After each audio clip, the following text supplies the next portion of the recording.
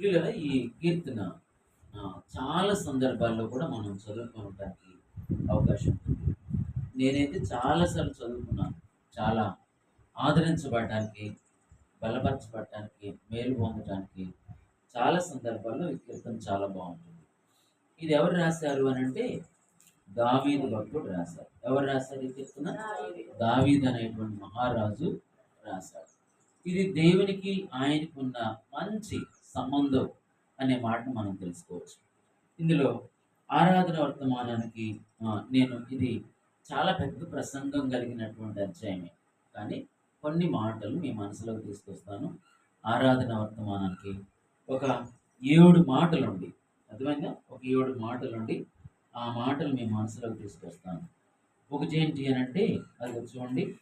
ఒకటేంటి అనంటే మీరు కనుక గమనించినట్లయితే రెండవ వచనంలో, యెహోవా నా దేవా, నేను నీకు మొర్రపెట్టగా నీవు నన్ను స్వస్థపరచు. దావీదు ఒకవేళ ఆయన గొర్రెలు కాసుకునేవాడు చిన్న వయసులో. తర్వాత గొర్రెలు కాసుకునేటువంటి ఒక మాటలో పశువుల శాల నుంచి రాజనగర్లోకి వచ్చినాడు. రాజనగర్లోకి వచ్చినా సరే మనకున్న ఒత్తిడిని బట్టి, పనులను బట్టి, పరిస్థితులను బట్టి అప్పుడప్పుడు మనకు కూడా అనారోగ్యం అనేది వస్తుంది. అనారోగ్యం వచ్చినప్పుడు మనం సహజంగా క్రైస్తవ పిల్లలు దేవునికి ప్రార్థన చేసుకుంటారు. ఈయన కూడా అలాగే ప్రార్థన చేసుకుని ఉంటాడు. మరి ఎలాంటి రోగం వచ్చిందనే విషయం చెప్పలేదు, కానీ ఇక్కడ ఆయనకి దేవుడు స్వస్థత ఇచ్చినాడు. మరి ఏ రోగం వచ్చిందో మాకైతే ఇక్కడైతే వివరణ ఏమి లేదు. నేను అనుకుంటున్నాను ఆయన గొర్రెలు కాసుకునేవాడు. గొర్రెలు కాసుకునేవాడు మంచుకు తడిసేవాడు, వర్షానికి తడిచేవాడు, ఎండకు బాగా ఎండేవాడు, రాత్రి అనగా పగలనగా దాంట్లో కాచుకొని ఉండేవాడు, చాలా ఇబ్బందుల్లో ఉండేవాడు. తర్వాత ఒకసారి ఆ గొర్రె పిల్లని తన్నుకొని వెళ్ళడానికి వచ్చింది ఎలుగుబంటు. దానిని చంపి గొర్రె పిల్లని కాపాడాడు ఆయన. మరోసారి సింహం వచ్చింది, గొర్రె పిల్లని నోట్లో పెట్టుకొని వెళ్ళిపోతా ఉంది. దాంతో పోరాడి దాన్ని చంపేసి దాన్ని తీసుకొచ్చాడు. ఒకవేళ అప్పుడేమన్నా ఆ సింహం యొక్క పంజా విసిరి ఆయనకి ఏమన్నా గుచ్చుకుందేమో, మొత్తం మీద ఆయన గాయపరచబడ్డాడేమో, ఒక ఆలోచన విధానం. మొత్తం మీద ఆయనకి ప్రార్థన చేశాడు, నాకు అనారోగ్యంగా ఉన్నా నాకు స్వస్థత ఇవ్వమని. దేవుడు ఇక్కడ మనకు చెప్పే మాట ఏంటంటే, దేవుడు స్వస్థపరిచేవాడు. ఎవరైనా స్వస్థపరిచాడు. ఆయనకు ఒక పేరుంది, యెహోవా రాఫా. రాఫా అనగా స్వస్థపరచువాడు. గాయాన్ని రేపేవాడు ఆయనే, గాయాన్ని మాన్పేవాడు కూడా ఆయనే. అర్థమైంది కదా? నువ్వు దేవుని దగ్గరికి వస్తే ఒకవేళ ఏ పరిస్థితిలో ఉన్నా, ఏ అనారోగ్యంతో ఉన్నా, ఏ రోగంతో ఉన్నా, ఏ పరిస్థితిలో ఉన్నా సరే దేవుని దగ్గర కనుక నువ్వు వచ్చావంటే ఆయన స్వస్థపరుస్తాడనే విషయం దేవుని వాక్యం ద్వారా మనం తెలుసుకోవచ్చు. బైబిల్లో ఇంకొక మంచి మాట ఏంటంటే, మత్తయి సువార్త అనుకుంటాను, అక్కడ ఒక మాట రాయబడి ఉంటుంది. మత్తయి సువార్త 9వ అధ్యాయము 12వ వచనం. 9వ అధ్యాయము 12వ వచనం ఒక మాట ఉంటుంది. ఆయన ఆ మాట విని, రోగులకే గాని ఆరోగ్యవంతుల వరకు వైద్యుడు అక్కర లేదు. సో నేను రోగుల కోసమే వచ్చాను, ఆరోగ్యవంతుల కోసం రాలేదు అని చెప్తూ ఏ రోగాన్ని గురించి మాట్లాడుతున్నాడంటే ఆయన, అర్థమైందా?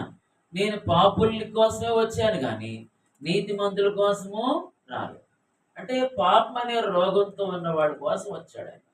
ఇర్మియా గ్రంథం 9వ అధ్యాయం 17వ వచనము మనం చూసినట్టయితే, హృదయం అన్నిటికంటే మోసకరమైంది, అది ఘోరమైన వ్యాధి, రోగం, జబ్బు. అర్థమైందా? ఇవన్నీ మనం చూస్తాం. పాప రోగం, పరిశుద్ధత లేని రోగం, విమోచించలేని రోగం, లేకపోతే పరలోకానికి వెళ్ళలేనటువంటి రోగంతో మనం ఉన్నాం, పాప రోగంతో ఉన్నాం. దావీదు భక్తుడు కూడా అలాంటి పాప రోగంతో ఒకవేళ ఉన్నాడేమో అని జ్ఞాపకం చేసుకొని, దేవా నన్ను స్వస్థపరచుము అడిగినప్పుడు ఆయన ఏం చేశాడంటే స్వస్థపరిచాడు. స్వస్థత ఎలా వస్తుంది మనుషులందరికీ మనం తెలుసుకోవచ్చు. స్వస్థత ఎలా వస్తుంది అని అంటే, మీరు యెషయా గ్రంథం 53వ అధ్యాయంలో మనం చూస్తాం, ఆయన పొందిన దెబ్బల ద్వారా మనకు స్వస్థత కలుగుతుంది. యేసు ప్రభువారు సిలువకు అప్పగించడం వల్ల, యేసు ప్రభువారు సిలువలో గాయపరచబడటం వల్ల యేసు ప్రభువు సిలువలో మన కోసం సమర్పించుకోవడం వల్ల మనందరికీ స్వస్థత, మనందరికీ స్వస్థత. దేవుని పిల్లలారా, దేవుని బిడ్డలారా, మనందరికీ స్వస్థత ఎలా వస్తుంది? పాప రోగానికి స్వస్థత, పాపానికి విమోచన, పాపానికి విడుదల, పాపానికి పాపానికి పరిహారం, పాపానికి పవిత్రత. ఎలా అంటే యేసు ప్రభువు కలువరి సెలువులో బలైపోవటం వల్ల స్వస్థత కలుగుతుంది. ఆయన గాయపరచబడటం వల్ల మన గాయాలకు మందు, మనం ఆయన ఆయన నలగొట్టబడటం వల్ల మనం నలిగిపోయిన స్థితిలో నుంచి బయటికి రావటం అనేది మనం తెలుసుకోవచ్చు. ఇంకొక మాట ఒకటి, ఆయన స్వస్థపరుస్తాడు. రెండో మాట మూడో వచనం చూడండి ఏమనుందో. యెహోవా, పాతాళములో నుండి నీవు నా ప్రాణమును లేవదీసితివి. పాతాళం ఎవరి కోసం ఉంది అని అంటే, పాతాళం ఎవరి కోసం ఉంది తెలుసా? పాపులందరి కోసం. పాతాళము నోరు తెరుచుకొని పాపులందరి కోసం. మీరు దేవుని వాక్యంలో చూడాలి అని అంటే, ఇంకా మనం చెప్పుకోగలం అని అంటే, పాతాళంలోకి ఎవరెవరు వెళ్తారో మనం చూసినట్టయితే యెషయా గ్రంథం, మీరు చూసినట్లయితే యెషయా గ్రంథం వచ్చిన మర్చిపోయినా అయినా పర్వాలేదు. యెషయా గ్రంథం చూడండి. యెషయా గ్రంథం చూడండి, 5వ అధ్యాయం. యెషయా గ్రంథం 5వ అధ్యాయం 14 వచనం. యెషయా గ్రంథం 5:14. అందుచేతనే పాతాళము గొప్ప ఆశ పెట్టుకొని అపరిమితముగా నోరు తెరిచి ఉన్నది. ఎవరెవరు పోతారంట పాతాళానికి? గనులు, సామాన్యులు, ఘోష చేయవారు, హర్షించువారు, అందరూ అందులో పడిపోతారు. పాపం చేసే ప్రతి వాడు అందులో పడిపోతాడు. వాడు సామాన్యుడు కానీ గొప్పవాడు కానీ, అధికులు కానీ అనధికులు కానీ, అర్థమైంది? పేరు ప్రఖ్యాతులు ఉన్నవారు కానీ లేనివారు కానీ, వీళ్ళందరూ పాతాళం గొప్ప ఆశతో నోరు తెరుచుకోవాలి. అంటే పాతాళానికి ఏముంది? నోరుంది. పాతాళానికి కాళ్ళుండి, పాతాళానికి చేతులుండి, పాతాళానికి అర్థమైందా పెద్ద అగాధం అది. దానిలోకి చాలా మంది వెళ్ళిపోవడానికి అవకాశం ఉంది. దేవుని పిల్లరా, అయితే దావీదు మాట్లాడుతున్నాడు ఏమనంటే, దావీదు మాట్లాడుతూ 3వ వచనంలో, యెహోవా, పాతాళంలో నుండి నా ప్రాణమును నీవు లేవదీశావు, నన్ను విమోచించావు. పాపంలో పాతాళంలో పడిపోకుండా నీవు నన్ను లేవదీసావు నాయన అని చెప్పని చక్కగా దేవుణ్ణి ఆరాధిస్తున్నట్టుగా మనం తెలుసుకోవచ్చు. దేవుని స్వస్థపరిచే దేవుడివి, పాతాళంలోకి వెళ్లకుండా కాపాడే దేవుడివి. మూడో మాట చూడండి కావాలంటే, నేను గోతులోని దిక్కుండా నీవు నన్ను ఏం చేశావు? బ్రతికించావు. పాతాళం ఒక అగాధం, పాతాళం ఒక గుంట, పాతాళం ఒక భయంకరమైంది అనే విషయం మనం తెలుసుకోవచ్చు. మీరు కీర్తన గ్రంథం 40వ కీర్తన 2వ వచనం, 40వ కీర్తన 2వ వచనం. నాశనకరమైన గుంటల నుండి, జిగడు గల దొంగ ఊపుల నుండి ఆయన నన్ను ఏం చేశాడు? ఆయన పైకెత్తాడు. పైకెత్తడమే కాకుండా ఇంకేం చేసి తెలుసా? నా పాదములు బండ మీద నిలిపి నడుగులు ఏం చేశాడు? ఆయన స్థిరపరిచాడు. బండ అనే బండ క్రీస్తే. ఆ క్రీస్తు అనే బండ మీద నాశనకరమైన గుంటలో జిగరుగల దొంగ ఊపులో నుంచి తీసుకొచ్చి తప్పించి క్రీస్తు అనే బండ మీద స్థిరపరిచాడు. క్రీస్తు అనే బండ మీద దేవుడు ఏం చేశాడు? దేవుని పిల్లలారా, జిగడు గల దొంగ ఊపులో నుంచి, పాపంలో నుంచి, పాతాళంలో నుంచి ఆయన మళ్ళందరినీ పైకి తీసుకొచ్చినట్టుగా దేవుని వాక్యం ద్వారా మనం తెలుసుకోవచ్చు. ఈ విధంగా తీసుకోవచ్చు. ఆ గోతులోని దిగిపోకుండా దేవుడు దావీదుని ఏం చేశాడు? బ్రతికించాడు. జిగట గల దొంగ ఊపిలో నుంచి తీసుకొచ్చి బండ మీద స్థిరపరిచాడు. తన అడుగులను స్థిరపరిచినట్టుగా దేవుని వాక్యం ద్వారా మనం తెలుసుకోవచ్చు. తర్వాత 5వ వచనం చూడండి, 4వ మాట ఉంటుంది అక్కడ. 5వ వచనంలో 4వ మాట, ఆయన కోపము నిమిష మాత్రముండును, ఆయన దయ ఆయుష్కాలం అంతయు నిలుచును. ఆయన కోపం ఎంతసేపు ఉంటుందంట? నిమిషం. ఆయన దయ ఆయుష్కాలం అంతా ఉంటాడు. మానవుడు ఆయుష్ ఎన్ని సంవత్సరాలు? బైబిల్లో రాయబడ్డ మాట 70 సంవత్సరాలు అధిక బలం ఉంటే 80 సంవత్సరాలు అంతా కూడా ఆయన కోపం అసలు రానే రాదు. ఆయన దయే నీ మీద పాలిస్తా ఉంది. ఆయన దయే నీ మీద ఉంటుంది. ఆయన దయ శాశ్వతమైంది. ఆయన దయ ఆయుష్కాలం అంతా ఉంటుందనే విషయం దేవుని వాక్యం ద్వారా మనం తెలుసుకోవచ్చు. ఆయన దయ, ఆయన దయ చాలా మందికి ఆయన దయ చూపించినట్టుగా మనం తెలుసుకోవచ్చు. ఎవరెవరికి? ఉదాహరణకి నేను ఒక ఆయన మీకు పరిచయం చేస్తాను. ఆయన దయ చూపించిన వ్యక్తి ఒక ఆయన ఉన్నాడు. మీరు కావాలంటే చూడండి, అపోస్తుల కార్యములు. అపోస్తుల కార్యములు ఆయన దయ చూపించిన వారిలో అపోస్తుల కార్యములు మనం చూసినట్లయితే ఇది కరెక్ట్ టయానికి వచ్చిన గుర్తురాదు. కరెక్ట్ టైం చూపిద్దాం అనుకున్న టయానికి అది కనపడదు అనమాట. చూడండి, అయినా సరే మీరు చూసినట్లయితే అపోస్తుల కార్యములు 7వ అధ్యాయము 45 వచ్చిన 46. అపోస్తుల కార్యములు 7వ అధ్యాయము 45, 46 చూడండి.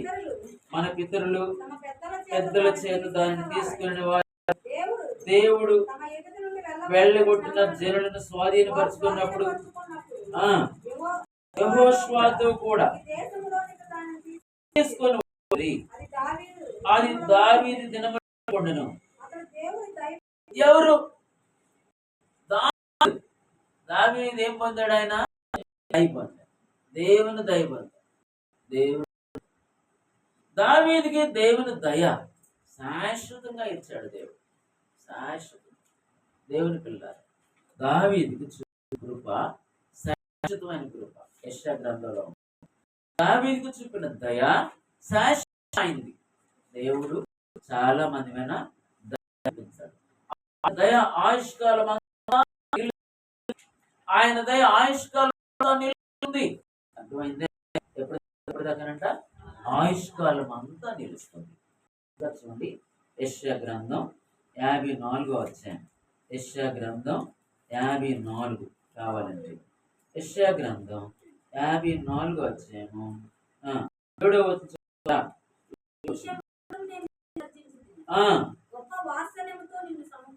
సమకూర్చదని.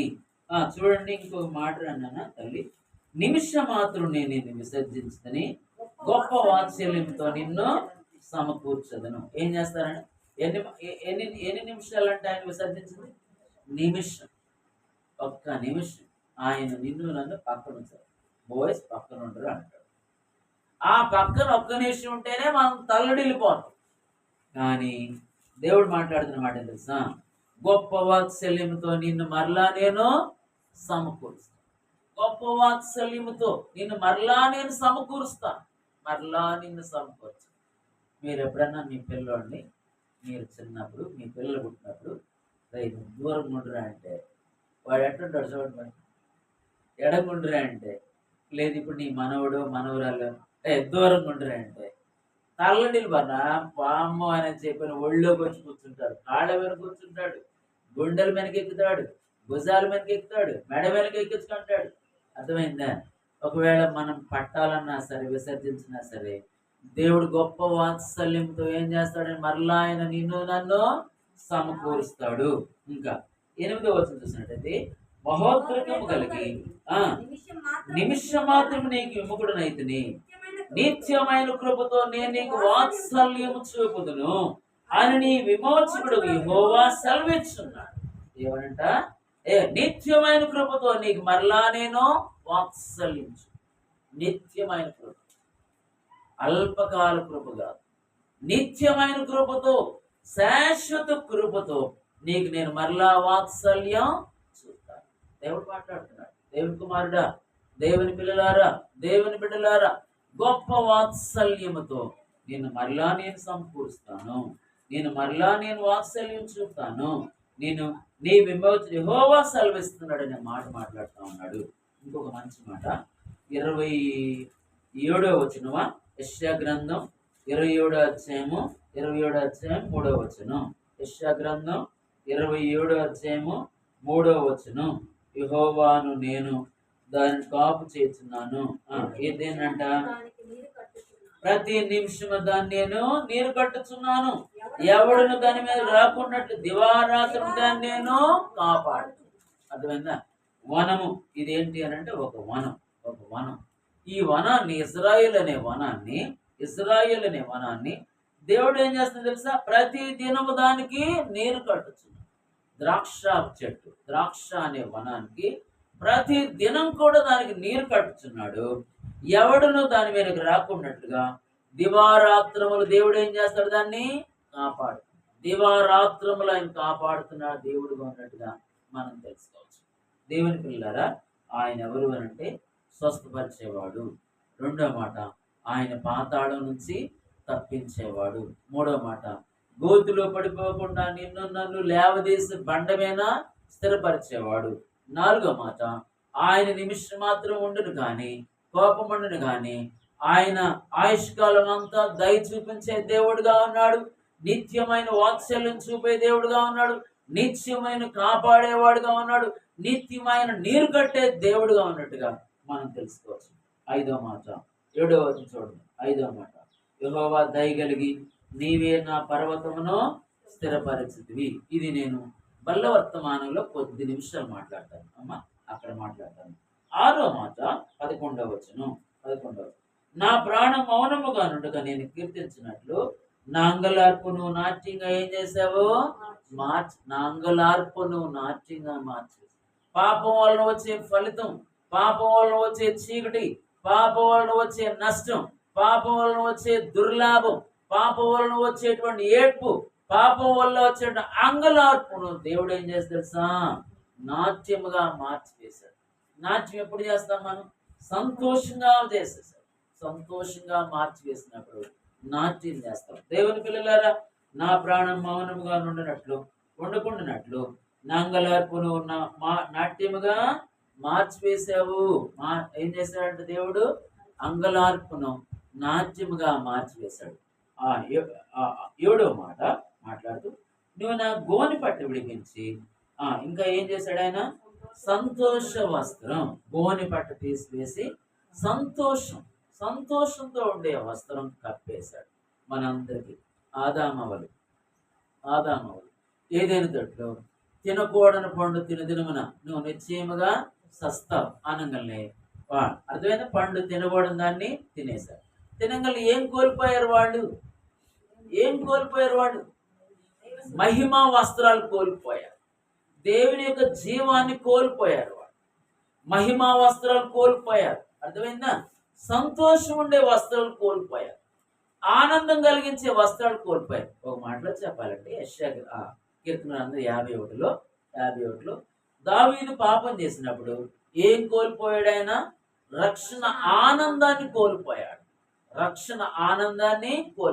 ఆ ఆనందం కోల్పోయారు వాళ్ళు. సంతోషం కోల్పోయారు వాళ్ళు. దేవుని యొక్క మహిమా వస్త్రాలు కోల్పోయారు వాళ్ళు. They lost their heavenly garments. They lost their glorious garments. దేవుని మహిమా వస్త్రాలు పోగొట్టుకున్నారు. దేవుని యొక్క ఆనందాన్ని పోగొట్టుకున్నారు. దేవుని సన్నిధిలో ఉండే కృపనే పోగొట్టుకున్నారు. అలాంటి వాళ్ళ కోసం మరలా ఏం చేశాడు ఆయన? ఒక పెద్ద జంతువుని తీసుకొచ్చి, అర్థమైందా, బలిచ్చి దాని చర్మాల్ని వస్త్రాలుగా చేసి వాళ్ళకి ఏం చేశాడు ఆయన? కప్పాడు. అర్థమైందా? కప్పాడు. మీరు ఎవరన్నా, మీ పిల్లవాడు ఎవరైనా, అదే 1-2 సంవత్సరాలు, అమ్మ నీ మనవరాలు చక్కగా అమ్మ ఏం చేస్తున్నారు? టైంలో గుర్తొచ్చింది. మనవరాలు శుభ్రంగా స్నానం చేసి మంచి బట్టలు వేసి, అర్థమైందా, మంచి బట్టలు వేసి అట్లా నిలబెట్టిన వెంటనే ఆ పిల్ల పరిగెత్తుకుంటే వెళ్ళిపోయి, పిల్లోడైతే పరిగెత్తుకుంటే వెళ్ళిపోయి గబక్కన జారి బురదలో పడ్డారనుకో, ఏం చేస్తారు చెప్పండి మీరు? దూడ గాడిద అని తిడదాం మనం. అబ్బబ్బబ్బబ్బ పాడు, ఇప్పుడే స్నానం చేయించి మంచి బట్టలు వేసాను, పాడు చేసుకున్నావు నువ్వు అని చెప్పి మరలా ఏం చేస్తారు? స్నానం చేయించి మరలా మంచి బట్టలు వేసి ఇంకా పడకుండా ఉండేటట్టుగా జాగ్రత్తగా చూస్తాం. మాక్సిమం మనం చేసే పనులు. దేవుడు కూడా పోగొట్టుకున్నారని వదిలేయకుండా,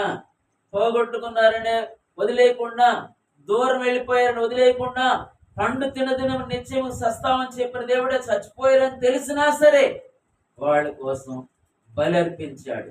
వాళ్ళ కోసం కలువరి సిలువకి యేసు ప్రభువారు మనస్థానంలో ఆయన్ని అప్పగించాడు. కలువరి సిలువలో యేసు ప్రభువారు మనస్థానానికి ఆయన్ని అప్పగించాడు.